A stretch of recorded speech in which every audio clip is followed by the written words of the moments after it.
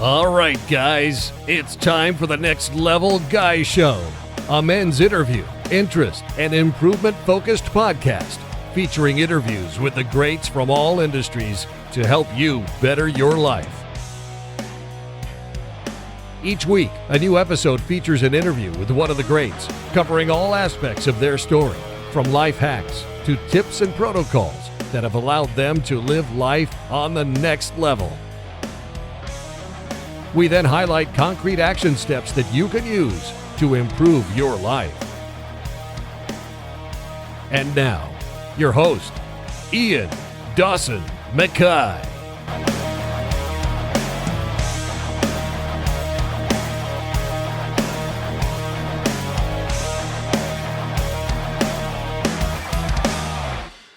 And today's guest is Sarah Jeffries. Sarah is a registered nurse, has a Master of Science in Nursing, expertise in emergency room nursing, education and sleep therapy. She's married to Olympic bronze medalist ex-boxer Tony Jeffries and is mum to 3 young girls, JD, Jessie and Jodie, in Los Angeles, California. She's born and bred in Sunderland, UK, and founder of thegreatestsleep.com and the YouTube channel. And in this interview, we discuss men's health red flags you shouldn't ignore, how to source valid, reputable health information, how to sleep better, mental health warning signs to look for, and so much more. And now, let's get to the interview. Thank you so much for coming on to do this. I was really keen to have you because when I looked at your social media, you give concrete action steps, you give very, very detailed explanations in such a easy to understand method. But for people who maybe don't recognise your name, could you give a quick introduction and why you're going to be building a juggernaut of a health brand? Yeah, thank you. Well, thanks for having me. I really appreciate it. So my name's Sarah Jeffries. I'm a registered nurse. If I gave away how many years I've been a nurse, then you'll know how old I am, so I'll not do that. It's just a long, long time. I work in the ER most of the time. I have a Master's of Science in Nursing, and then that led me on to be an educator in the ER. And then I was a sepsis coordinator for a tiny bit. And then last year, I just quit. Yeah, you're okay. Last year, things just came to a head, and I think a lot of people were doing the same, just reconsidering what's going on in life. And I took some time off to just reevaluate. And I've been doing some YouTube videos and Instagram videos. As you do. Yeah, as you do. Who gets into that? It's just a completely different world. But my husband is Tony Jeffries. He's a boxer. He won a bronze medal in Beijing. And we moved to America together like 11 years ago. And he's been running his empire, Box and Burn, that's his gym over here. And I was doing my thing in the hospitals and studying and, working full time, having 3 babies, all of that crazy lifestyle. And then COVID hits and you go, hang on a minute, what we doing? Yeah, so that's where I'm at right now, and it's fun. It's weird into when the world stops, because normally you go on holiday and everything's still there when you come back, and now it's given us everybody a chance to sort of stop, take a breath and go, what do I want from life? Because I was really interested in some of your videos because you cover areas, you're not afraid to cover the COVID situation, but you also cover like the sleep, the health issues that a lot of guys sort of ignore. Why do you think guys are so bad for not going to their doctors, not going and seeing their nurses and explaining what's truly happening? Like the embarrassing body shows, those sort of things. Oh, I love that show. Well, I think it's their embarrassment, really. I've got 2 brothers, and they're the same, and they would always ask me a question, and it would start with, hypothetically, or I have a question for a friend. He did this, and do you think he caught this STD? I go, okay, so what did you do? You go, no, it wasn't me. Like, it's embarrassment. So, putting those videos out there that tackle topics that are even more embarrassing. Like one of the videos we did on erectile dysfunction, and there's a video about an STD, chlamydia. And I think now, even more so, the younger generation, they can just get the information online. So I thought it was really important to put information out. I would tell them exactly the same if they came to the emergency room and asked me there if I was their triage nurse. So I just wanted to make it, easy information, easy accessible information. And if it helped anybody, great. And do you see like a change in like over the years when you've been nursing? Have you seen a change now that this information is becoming more readily available, or are people kind of? I don't want to just blame COVID, but you know how we've seen this push now to say, "Oh no, it's a big pharmaceutical lie. It's this, it's that." Why do you Yeah. think people are now sort of pushing away from that with all this amazing information that's available? How do we get men to kind of get the test done, to get the screenings, to understand health is important and it could eventually cause serious issues down the line? Just education, but it has to be from a reliable source, and I think that's the a big problem right now. I'm sure you'll agree. Everybody is a scientist or a researcher. Everybody can go Mm-hmm. out and do their own Google search. And I've had this conversation. It was right, at the beginning of COVID, and I would come in from work and I would get so many questions from friends like, what's going on? Oh my God, is it true? Like, are people dying in the hallways? And I would say, look, I'm exhausted. Like, I can't just, I've been talking about this all day at work for 12 hours. So I'm just going to tell you where you can get your information. Say, oh yeah, I've Googled it. No, don't Google it. You have to know where you're going for your information. So anything that's got .gov, .net, those are the things that are not .com, not .co.uk. It's got to be from a reputable source. So .gov or .net. That's where I will go. And I just explained, until you've done a research paper, like many people do at university, you have to do a research article, like if you've got a degree or a master's. And if you give your submissions and said, oh, this is where I got my information from, and everything was .com or .co.uk, you wouldn't pass the paper because they're not reliable sources.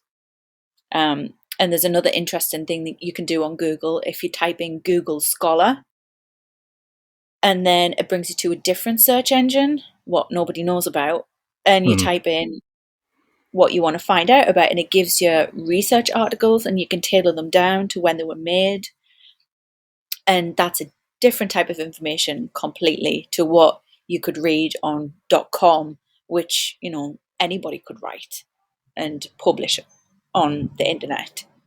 And that was one of the main things when I was starting these YouTube channels, was people have to learn where to get the information from. Because it's true, it is like everybody thinks they're a scientist. Everybody assumes that because they've read it somewhere. I mean, I work with PhD students in my full-time job, and It's amazing. one of the things I notice is when you say to them, do the research, they've got peer-reviewed papers, they've got journals, they've got bibliographies, they can do standardized testing and all the, these like an amazing breakdown. And you ask Yes. somebody in Twitter, where did you get that from? Oh, I read it on. I'll avoid saying certain sites, and then Yeah. they'll say, and then at the end they'll say, "Oh no, but I know somebody that had whatever, and this they fixed it with so and so." They never have specific details, but they always Yeah. know somebody, and Know I think somebody. that's the problem. Is social media's given everybody a voice. We all think our opinions matter, where Yeah. it's become And I think, dangerous. yeah, I think it's a good thing, and it's powerful, certain movements. But then, you know, going back to the research part, I remember being at school from having to have a full semester on what actually is research, all the different terms like peer reviewed and meta-analysis, and so many other different terms. Like, it boggles your mind just to read a research article. You're like, that is 100% a different language. So I think people just being aware of that, to think like, really, yeah, that article that I just read didn't mention anything like that. It was just, Joe Bloggs putting his ideas on a piece of paper. So how do you break down the misinformation then? How do we get people to use actual critical thinking and not just go through party lines? Because that, you go into Twitter, for example, and if you look at the American COVID situation, it's always, oh, Biden, mask mandates, and it always goes back to, oh, he's a Dem, he doesn't know what he's talking about. He's a Republican, doesn't know. And I'm like, Yeah. just get a grip. It always goes back to politics, doesn't it? And how do you break that through? Like, is there a way to explain it? You must be sick of having to explain the benefits of vaccines and stuff like that. How do You we? know, I think now it's reached a point that you can say your side or what you know to be true till you're blue in the face. It's like, we'll point at a piece of paper, like that piece of paper is white, and they'll go, no, it's not, it's black. Like, I know so and so said. Like, they just now, because it's been so long and there's so much misinformation and good information, you just, everybody's got their own opinion and you can't sway it. I think now the best thing to do is just, it sounds really cheesy, but just to be nice to each other, because everybody's stressed out. Everybody's so stressed. And do you find? I mean, like I've had the two initial vaccines. Then we had a booster recently. Always wear a mask, sterilize my hands when I go in and out. Are these really going to be working? Are these issues like kind of safety precautions? Do you think they're going to be manageable long term? Can we keep getting the entire planet vaccinated? How do you think COVID's going to change medicine and how we live our lives? I know it's a bit of a big question. A big question. The basic hand washing and alcohol hand gel, like that should just be Standard. a given. Yeah, that should just be standard. But how, in terms of how people think about medicine now, I think it's really rocky. I don't know what it's like. In all honesty, like I try not to read the news because it really will just like mess with your head so much. Because depending on which news channel you watch, it's all political, and it really puts a stress on the mind. So for me, I don't know what's going on in England with the healthcare system. And that sounds awful to say that from somebody who was trained in the NHS and, love the NHS so much. But I just can't listen to it anymore because it's just really, it's really rocky. And over here, even more so because there's a shortage of nurses. There's a lot of nurses leaving the bedside. I'm one of them. They're putting a cap on travel nurses' pay. There's just so much uncertainty, and I think nobody will really know what's going to happen until everything kind of like dies down. So, yeah, I haven't really thought about that question too much. I just trying to take it day by day. That is something I do say to people. Is the problem is we were using information based on other pandemics and other things from previous history. Yeah. Like the Black Death and all these sorts of things. We're seeing science in real time. We're seeing medical breakthroughs in real time, and we don't know. I mean, yes, we'd love to have 10 years of data to show that these vaccines work, but we don't have 10 years to wait to save people's lives. I think, was it something like 500,000 had died in some countries? For natural immunity, you have to get everybody to catch it. Yeah. And when you put that post up on your YouTube, the one on your Instagram, the number of no, I'm right. The level, you could feel the anger, the emotion coming through in the posts. Yeah. And it's like, how do you have a civilized conversation at that point when people are just saying, big pharmacies are lies, they're stealing, it's all paid for by some global consideration, and you think, how do you break that down to somebody and say, no, this is what your body does, this is how it reproduces antibodies, etc., etc. Yeah. I have seen a change in people. They have been, definitely wear a mask, get vaccinated.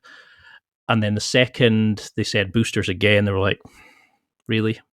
I've done my vaccinations. What would you recommend? Do you think everybody should get the boosters? Do you think everybody should get the vaccines? Is there a sort of limit that you think majority of people would do that would see a big improvement? Yeah, I've thought about this a lot. I believe in the science, I do. Mm.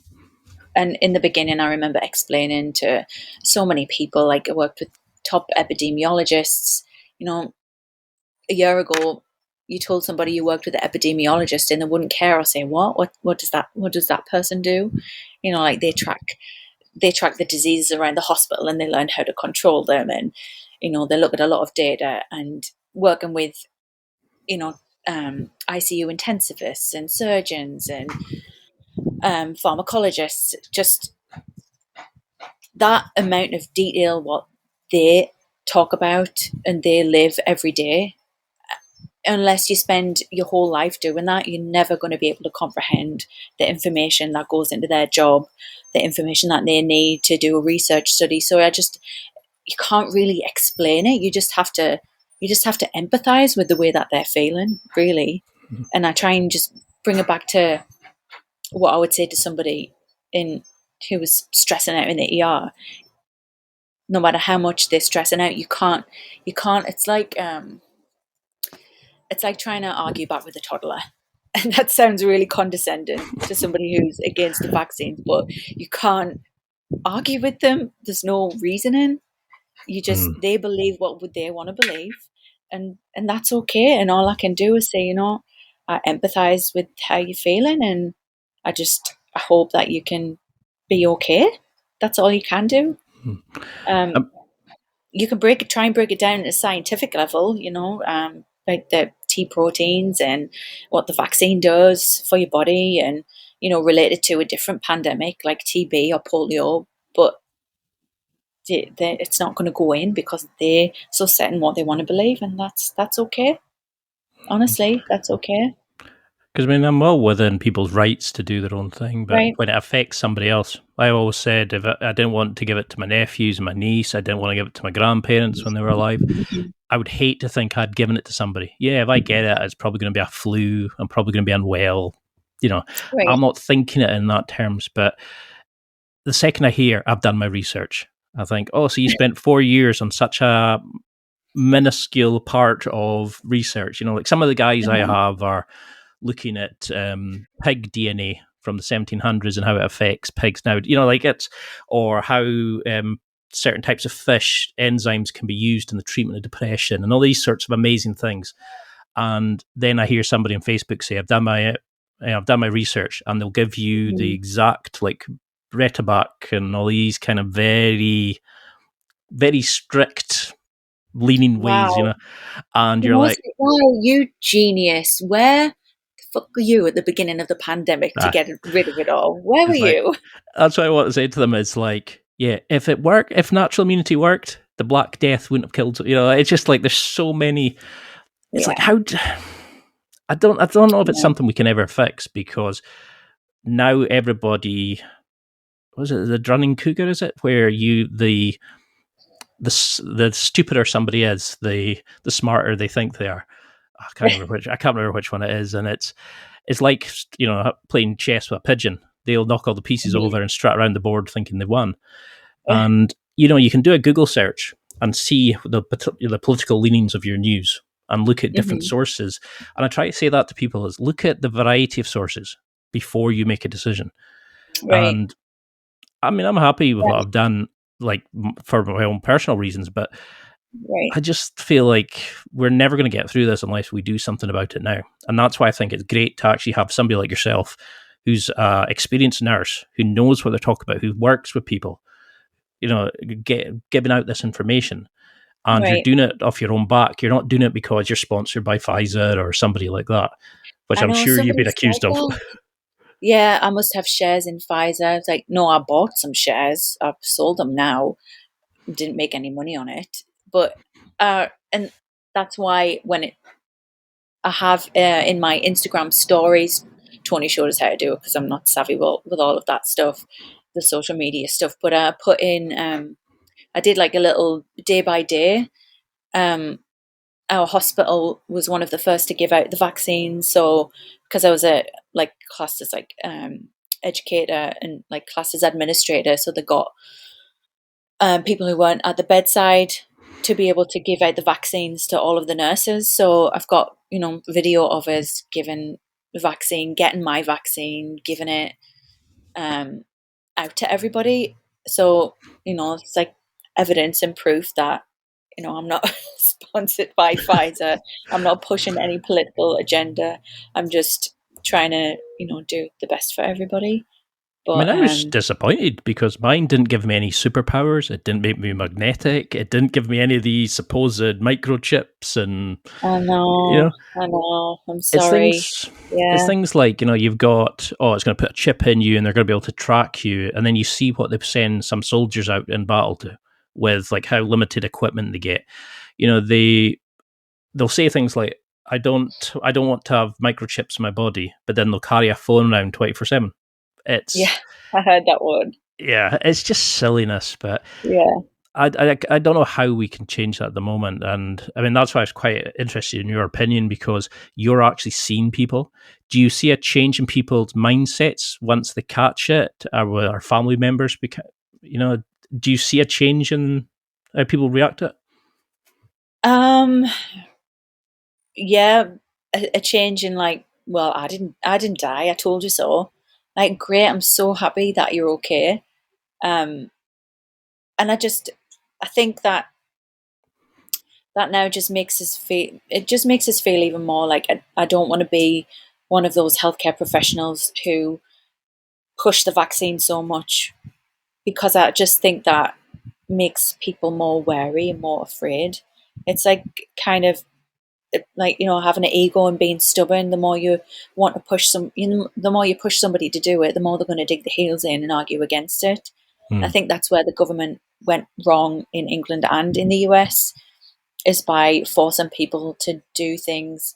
I understand why, because they had to, for the safety of others who couldn't protect themselves. But um, yeah, just rather they should have just provided information rather than saying you have to do this. Everybody has to do this, or you're going to lose your job. Just providing the right information, which I think a lot of the government bodies are doing a better job of, and providing information that's more relatable. So Hmm. you can tell that they've gotten media experts on board, and who have broken down the information to make it more relatable to those that who don't work in the scientific field. Yeah, because I mean, if you're believing it's this or that, of course, if you see these videos of how it actually enters the bloodstream and it does, Yeah, etc., you're going to start going, no, it's lies, and yeah, there has to be a level of explaining it to a layman and to somebody with more information, but also right. explain to people who do know how to source information, to source it Uh-huh. from critical sources or unbiased sources, and it's a difficult one. I mean, I only Yeah. had a few questions on this, but I knew potentially COVID was a minefield to get into. I mean, Yeah. what if we sort of ignore COVID? Now we've resolved that issue. What do you think are sort of red flags that most guys are having that are ignoring just now? Do you see like standard kind of issues that guys bring? Does it matter on age? Does it matter on like the race or where they're where they come from, or do guys tend to ignore bleeding from the bum, for example, or piles or erectile dysfunction? Do you see a commonality in what guys come to see Yeah. you? Yeah, definitely. Um, it would be, without, getting into trouble for confidentiality, it would be always kind of like middle-aged males who would come in when the situation was so dire that they should have came in weeks ago, and Hmm. they'll only come in when a part of the body isn't working anymore because it's about to fall off from lack of blood circulation, or the bleeding so much that they're just completely pale and passing out. They always leave it till the last minute, and it's usually my experience, middle age. I don't know, I can't really say if there's a difference between where you live in, but I would definitely say I'm leaning towards like the English stiff upper lip, like just keep calm and carry on. And the last bit should say until you're passing out or dying on the floor. Like that shouldn't be the way anymore. It should be preventative, taking care of yourself, getting regular checkups. Unfortunately, after a certain age, you do have to go to the doctor and get your finger up your bum and get your prostate checked. Otherwise, it could be too late and you'll end up with prostate cancer. Well, I mean, that's the good thing, is it gives your body gives you signs that things are not working. Piles, bleeding from the bum could be just as simple as you've wiped too hard, but it could be like my grandpa had prostate cancer, and eventually he died from it. But he didn't realise that some of the terminology the doctors were giving him, he didn't understand it. So there was that kind of miscommunication as well. But it's like you're saying, it's these guys were taught to be men, were taught to be big, strong. Don't ask for help, just do it yourself. Do you think especially in the fighter world, I imagine. Do you think we have to break down that machismo, that bullshit, to get guys to understand that, if you can't get it up, it could be stress, but it could be something more serious. If you can't do X, it could be this. And how do we get guys to go in and do these regular checks, like heart checks, cholesterol, blood pressure, etc.? I think it has to come from this day and age. It has to come from those who are in the public eye, those who are looked upon to be a good role models. Like fighters, like boxers. If they aren't saying it, if they are walking out the ring after being punched in the face 50 times in a fight and are acting like everything's okay, like they don't have any pain, then of course young kids who are following them, who treat them like gods, are going to do the same. So they have to say, look, I'm going to the doctors. They have to vocalize when they're not doing so well, especially with mental health now. That's one of the huge red flags that are going to be coming up, which is really, really sad and scary. So I would just say, anybody who's, has a bit of a following, I'm telling Tony all the time, like, post about the time that you retired from boxing and that you were depressed and that you turned, to drink, because it's going to help so many other people. I mean, that's the thing. If you got a platform, it's almost a duty to put something out there.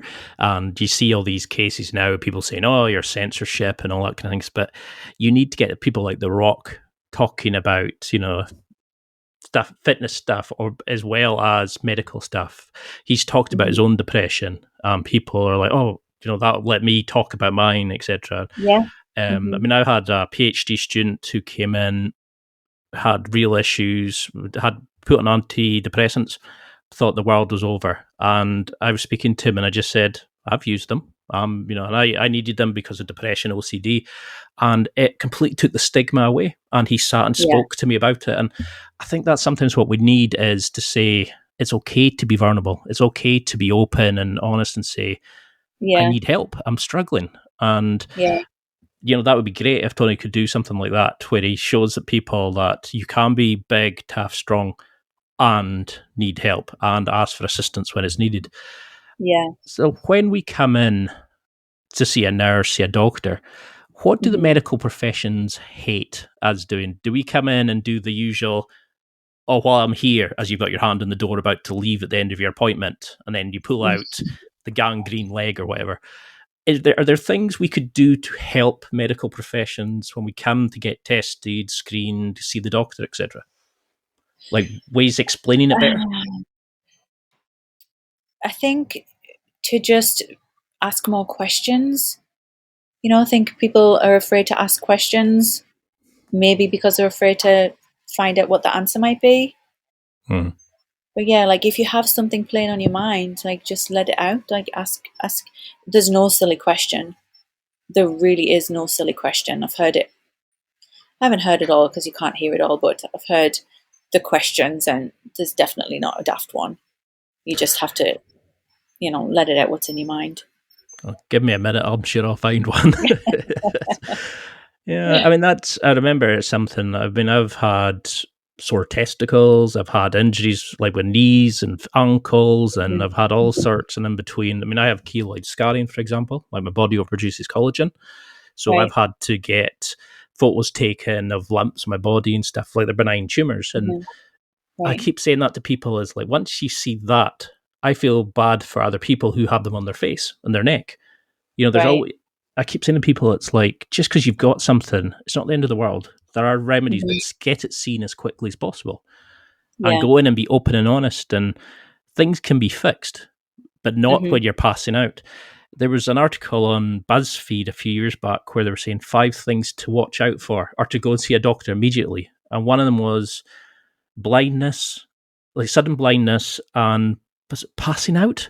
And you thought, if you need to be told that, there's something far, far wrong in your head. So, That's just too far gone, and Mhm. that's the common theme.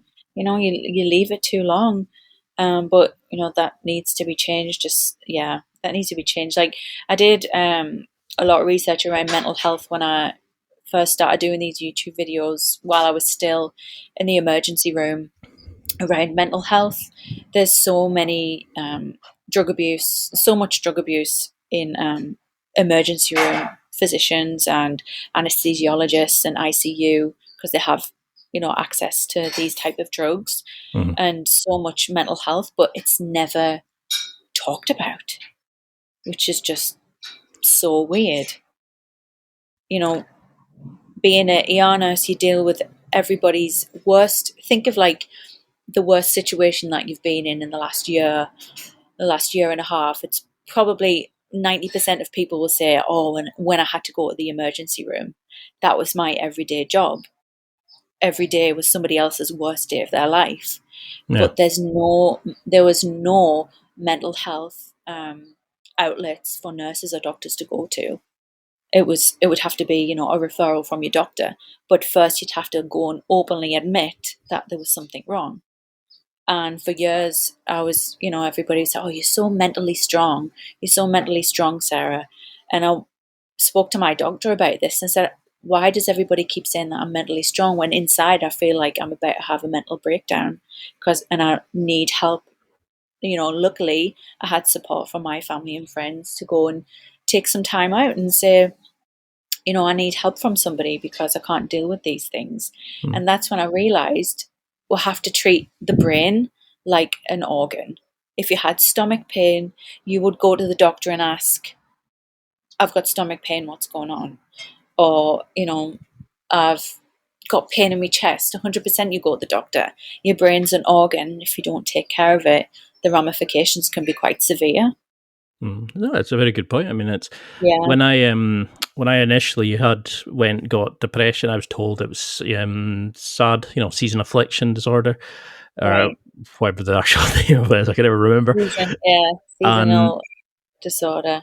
and I was just like, oh yeah, it's only going to last a wee while. And then people were saying, no, you just need to get some better habits. You just need to be more social and go outgoing. So I came off the tablets, was fine for a wee while I got some new hobbies. And then as you start mastering the skills and things become routine, you start getting fed Yeah, up. And I realize now that I need to take the tablets as because it's like a chemical imbalance. But like you're right. saying, is a lot of men will not accept that. You break your Mm-mm. leg, you put it in a cast, 6 months, you're out, whatever.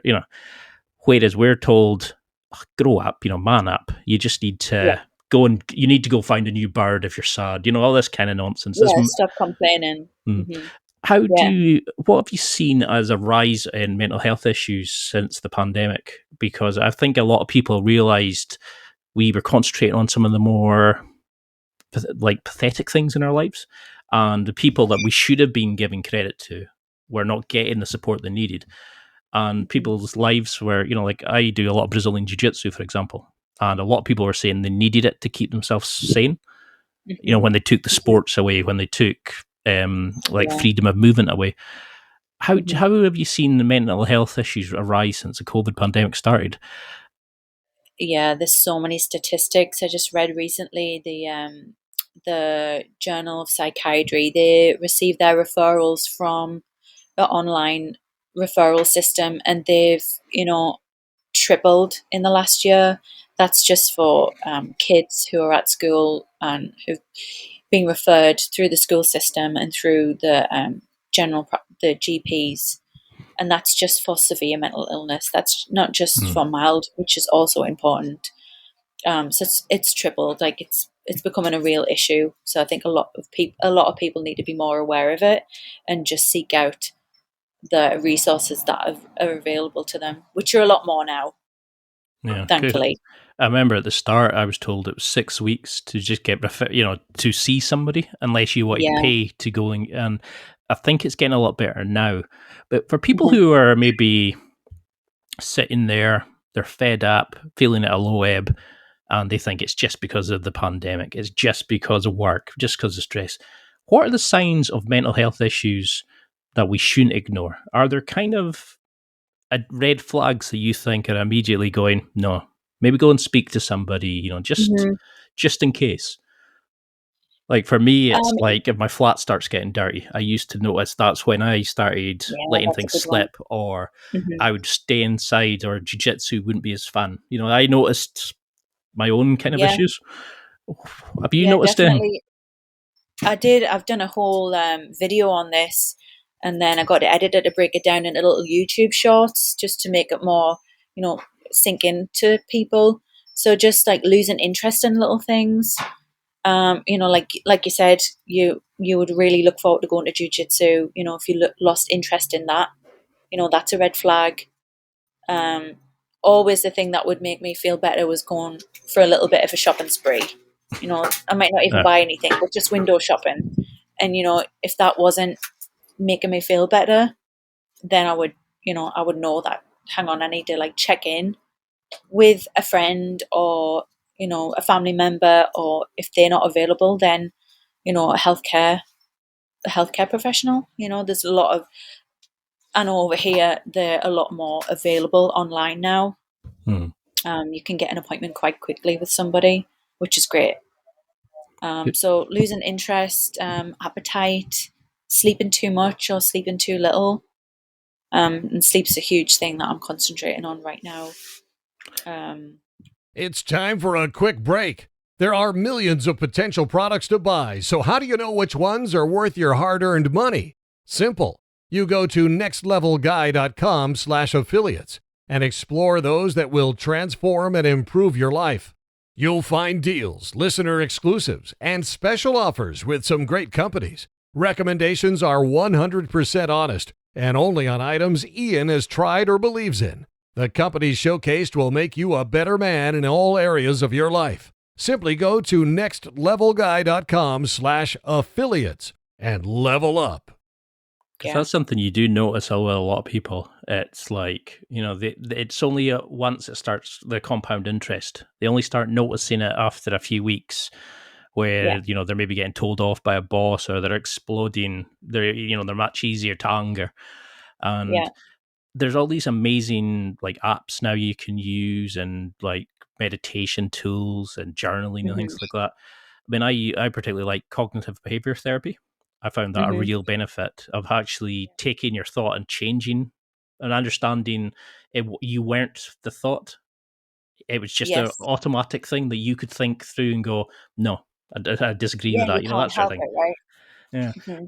How do you think these things are useful for people, or should they come immediately and speak to a doctor? Should we try? Are there other habits you would introduce? Like for me, a 10-minute daily walk, for example, can change Yeah, your day.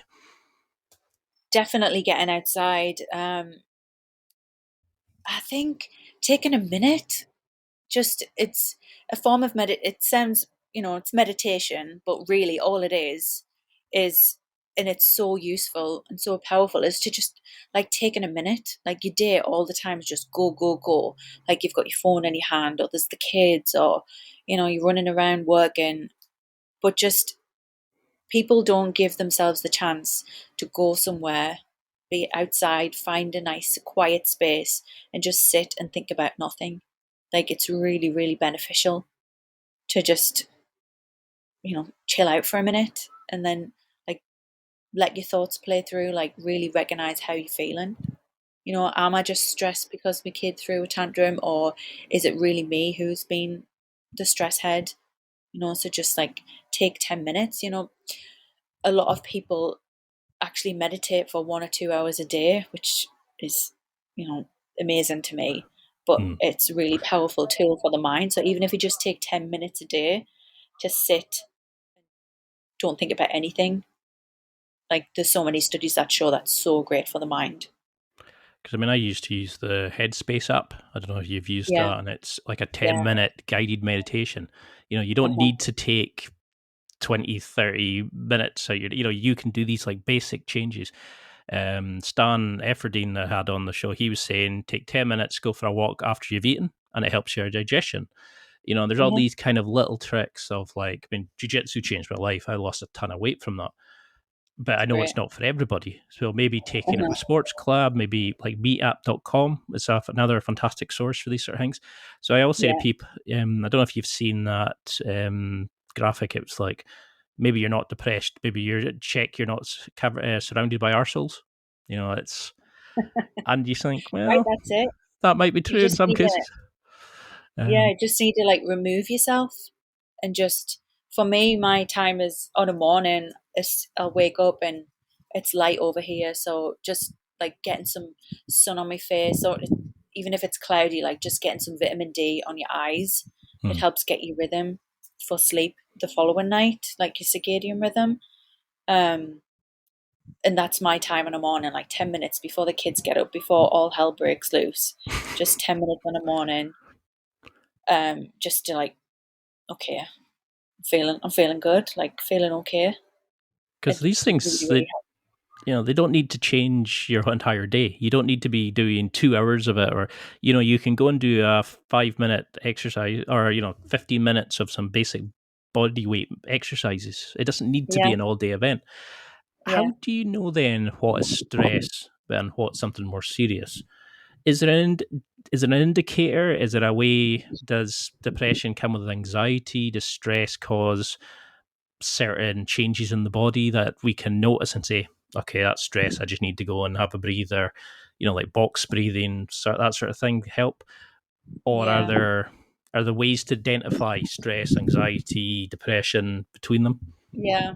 That's a good question. That's the tricky part, is that it affects everybody differently. Everybody's brain chemistry is different, so it's important to know how you're different. Like know. So just if you're doing it every day, taking a minute to check in with yourself, then you'll know if there's a big change. You'll know if this is just a stressful situation that's going on in your life, or if this is something more serious, like you really have, you have brain chemistry. So sometimes your serotonin levels can just drop, and there's nothing you can do about it, and you might have to go on medication. That's Mm. normal, and it'll affect everybody at some point in their life. So if you don't check in with yourself and you don't know what your normal is, how can you know when something doesn't feel right? If you're feeling more tearful, if you're feeling more stressed or yelling more, if you're just struggling to get up in the morning, if you don't check in, you don't know that that's abnormal to yourself, because that's the tricky part. Everybody's different. That's a fantastic answer, because that's the thing Yeah, is, like they say, what gets measured gets managed, and if you don't know your baseline, how do you know when you're going off it? Yeah, yeah. I was just going to say it's different. Like a good example would be everybody has a set sodium level or a set potassium level. Those are the levels that you need for your body to function. But your brain's tricky. You don't know how much serotonin is in your brain. You can't measure it with a blood test. All you can do is go off how you're feeling. and are there Yeah. other tests that we can do at home? Is there sort of natural checks you can do? I mean, like waking up and checking your pulse, checking the color of your eyes, the using like sleep apps to see how much unbroken sleep, REM sleep you had. Is there anything we Yeah. can do? I have this ring.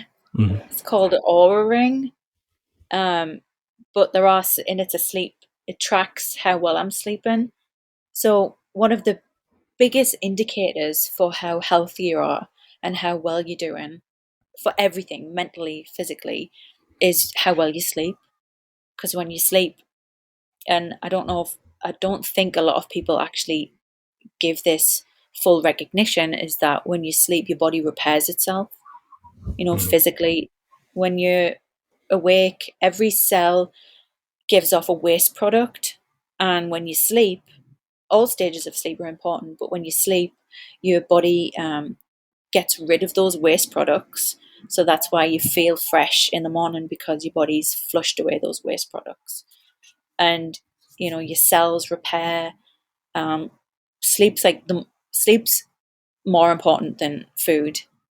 Like you'll there's an interesting fact that says like you'll die faster from lack of sleep than you would from lack of food. That just shows you how important sleep is, like, for everything. Because there's a lot of myths about sleep, isn't there? Like you can catch up on sleep, that you can power nap through the day and you don't need to sleep properly. Yeah. Is there a way of like going to sleep, and we're always told it's vital to our health, but how do you get proper sleep? Is there hacks that we can use to get like eye masks, blackout curtains? How do we Uh-huh. get to a point? Because I'm up in the middle of the night a couple of times. For a while, I couldn't wake up feeling refreshed. I was always tired. How do we avoid broken sleep? So many things contribute to a bad night's sleep. So one of the big things that impacts everybody now is technology. So your phone, your laptop gives off this blue light, and that stops the production of melatonin. And melatonin is the chemical that your brain makes to help you fall asleep and help you stay and go through the different sleep stages. And if you step, we're all doing it. We're all looking at our phone or watching TV before bed. So I would say stop doing that 2 hours before bed. If you can't do that, if you're working, you've got a deadline, invest in some good blue light blocking glasses. Have you heard of those before? They have like an orange tint, and they stop the blue light getting into your eyes, and that's where you're making the melatonin, which helps you stay asleep. One of the guys I had on the podcast invented Swannies, which were like blue light blocking Oh, glasses. really? Mm-hmm. And at the time, I was kind of like, yeah. And then as I've seen them more and I know. more, and how you can get glasses now with certain blue light blocking tints on your eyeglasses and stuff like that. And Mm-hmm. I think we're now beginning to realize how much 24/7 internet is a destructive habit for us. Yeah, It's, yeah, definitely. The other thing that really disrupts sleep is eating late at night, and it's so. I mean, it's crap because it's my favorite thing to do. Binge on a series and eat loads of food before bed and drink wine. It's the best, but it's the worst for your sleep and it's the worst for your health. So you just have to refrain from that, and you'll see your sleep, if you have an app and if you're tracking before and after, you'll dramatically see that your deep sleep will be, better. Your REM sleep will be better. You'll just overall your health and it will improve. And is there ways we can avoid that sort of afternoon crash? Like the one just after lunch when everybody's just, you see a lot of people just crumble. Is Hmm. there ways we can kind of just say, like, keep the energy level up without needing the coffee, without needing the donuts, without needing a pick me up at all? Yeah, that is a hard one, depending on your work environment. For me, I needed to take like a 5 minute power nap in just the break room, which was really noisy always, but I would just shut my eyes for 5 minutes. But if you can't do that, then getting outside for some fresh air, walking around, and staying hydrated. That's another thing. Hmm. And eating healthy. It's all the basic tips that we know, but we don't follow, and then we wonder why. Like, oh, why is this happening? And it's just little reminders. Um, having a carb heavy lunch, um, like pizza, pasta.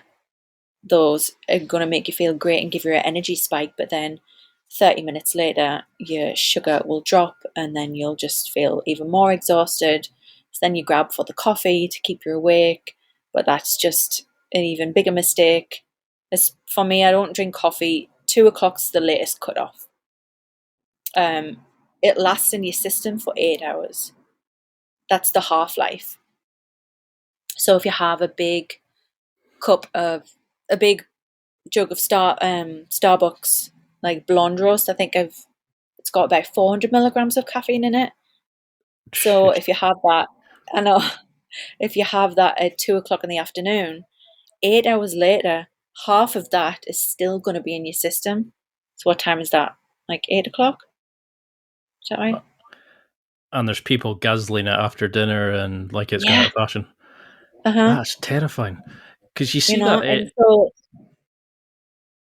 I mean, that used to be in like our warm ups. You know, before you would go to your pre workout, would have caffeine in it, and it wouldn't even be that mm, much caffeine, and that's to go and do an exercise activity or something. Yeah, jeez, I never even thought about that. yeah. And Yes.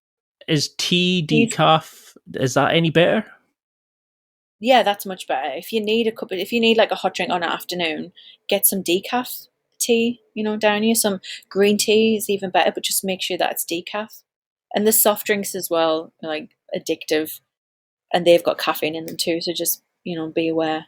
So I'm always checking everything to make sure they don't have caffeine in, because I can tell, like, and I'll count 8 hours later, that's still half of that caffeine that's in my system.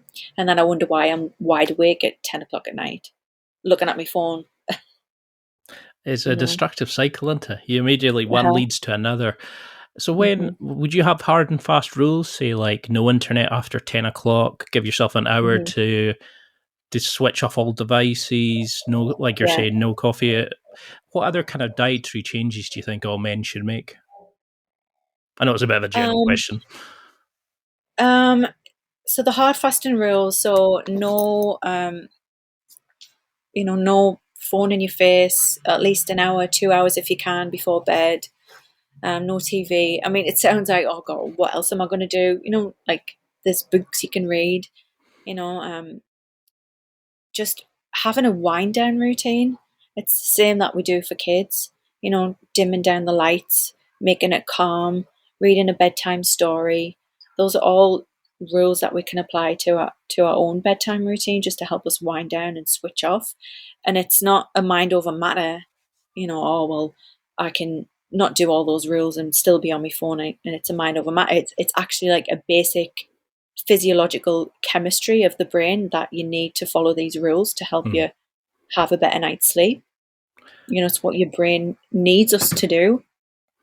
And a few of my ex girlfriends will probably appreciate me asking this, but how do you stop snoring badly? I noticed when I lose weight a bit around my throat, for example, I Yeah. don't snore as bad. Is there a Mhm. way? Are we predetermined that we are going to snore? Is there a way we can improve snoring?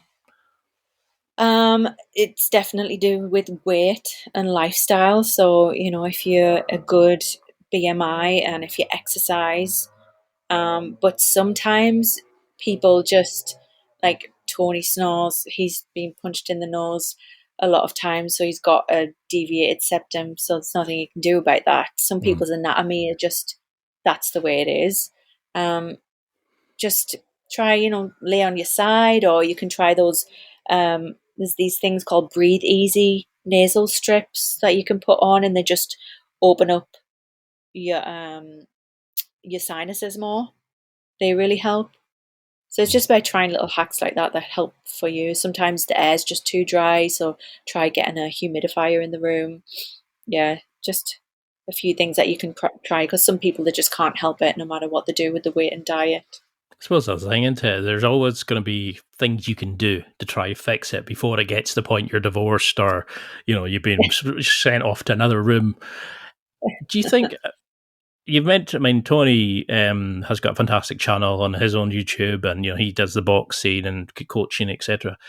Do you hmm think having a husband who's been into the sporting realm has helped your education as a nurse? Has it shown you the working with sportsmen to understand the issues like athletes, like how more serious injuries such as concussions, broken hands, things like that, has made you a better nurse in a way?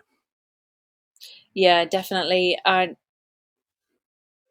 was in nursing school when we first met, and we've just learned and progressed together. And I remember first learning about concussions in nursing school, and then you go off to do your placements in the ER. And the first time I saw somebody knocked out, it was this young kid, and one minute he's absolutely fine, and the next minute he's all confused and he's trying to climb out of bed. And we're saying, "What's? Oh, he's been a right pain in the butt, this young lad. Like, let's get security on him because now he's, like causing a ruckus in the ER. What really was happening, what I would know now as an experienced nurse, what I didn't know then because I was learning, is that his concussion had now turned to a brain bleed, and that the change in his mentation was, some serious brain trauma that was going on. And just, learning together about that. And now what we know, everybody always says that if I knew what I knew then, wouldn't have done this. It wouldn't have changed anything, but just being more aware of the injuries that he could, for Tony, the injuries that he sustained to his head, can have like life-changing effects.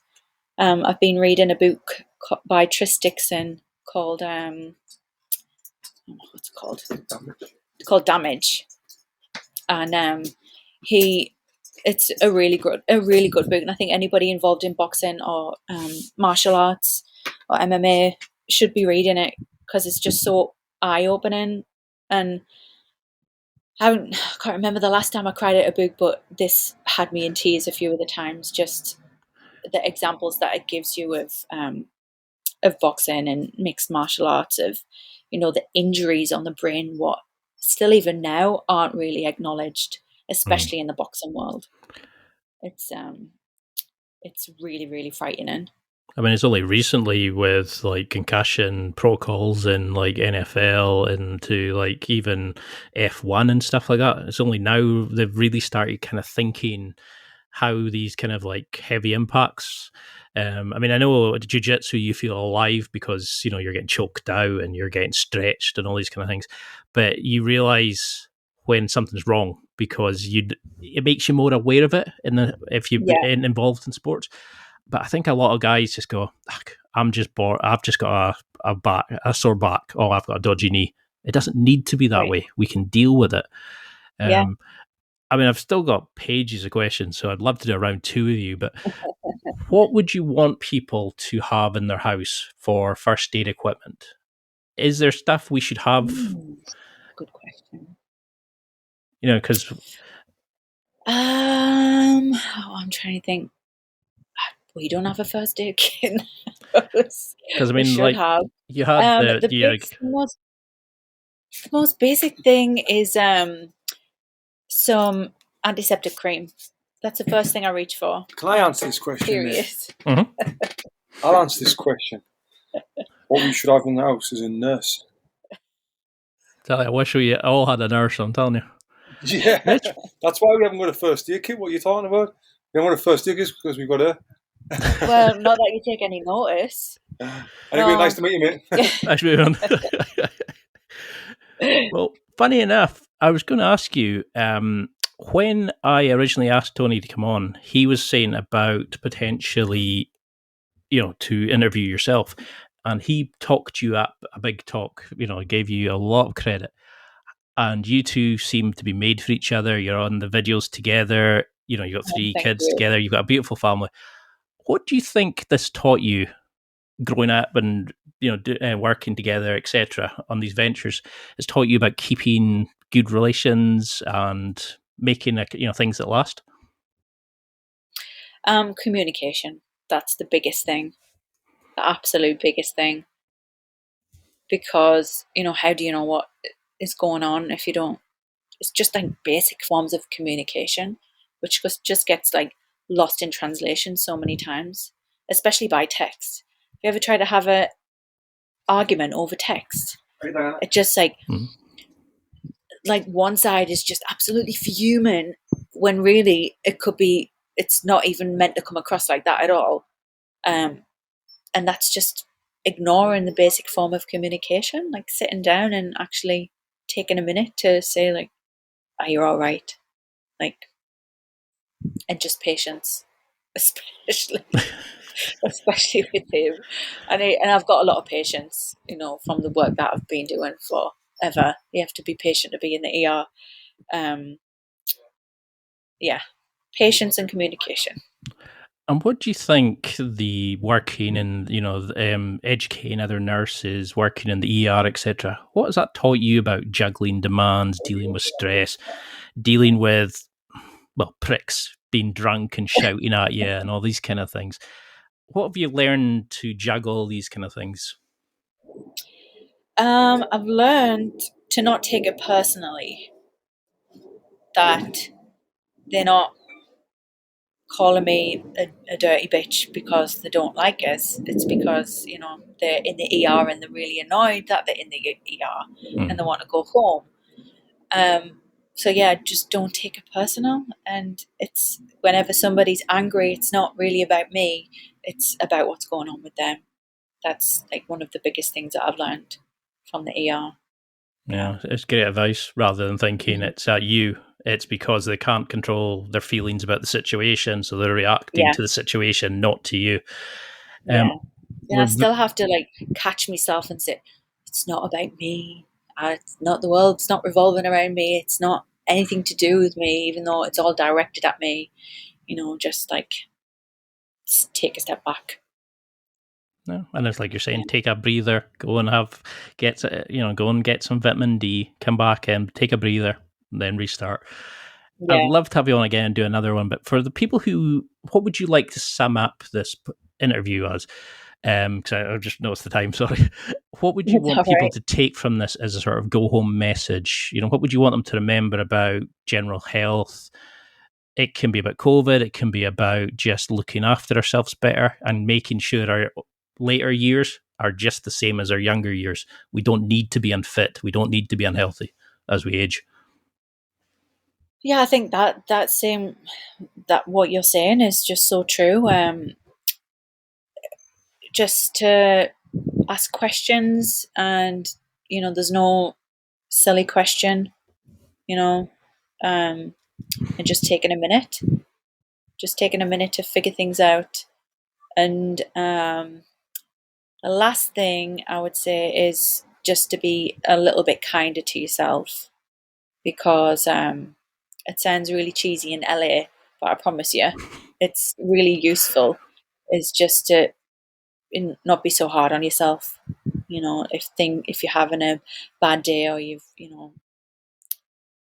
yelled at somebody that you didn't mean to yell at, it's all right. Just be kinder to yourself. It's like they say, was it really a bad day, or was it just a bad 20 minutes? Yeah. And have you seen that article where the guy was saying to split it up into 4 quadrants of the day? So you can have a bad morning first, but then the second one you can restart. And since I read that, I was like, that's awesome. That's the way I'm looking at life from now. Yeah, that's really helpful, that. And how can people keep in touch? Because you've got the Instagram, you've got the YouTube, you're doing amazing work. How can we find out? How can we see more of the stuff you're doing and follow your brand as you explode? I've got Instagram, The Greatest Sleep. So I've changed it from Nurse Sarah to The Greatest Sleep. I'm not sure if I should change it back to Nurse Sarah. Just something that I'm playing with, because I'm passionate about sleep. Because it just affects everything.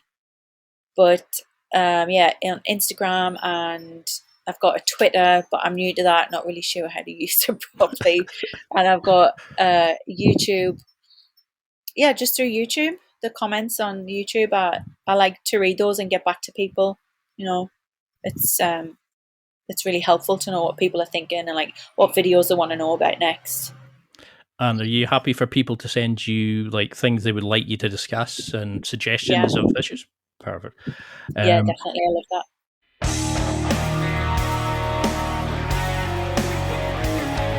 Well, that's it for another week. And thank you for listening. It's now time to take what you've learned and use it to develop and enhance your life with the key points mentioned. Listen, try it, embrace it, use it, and crush it. Now's your time to hit that next level in your life. If you liked this episode, then please leave a comment on the show notes or a review of the show on your podcast platform. Everything helps evolve the show. Until next week, keep seeking the next level in your life.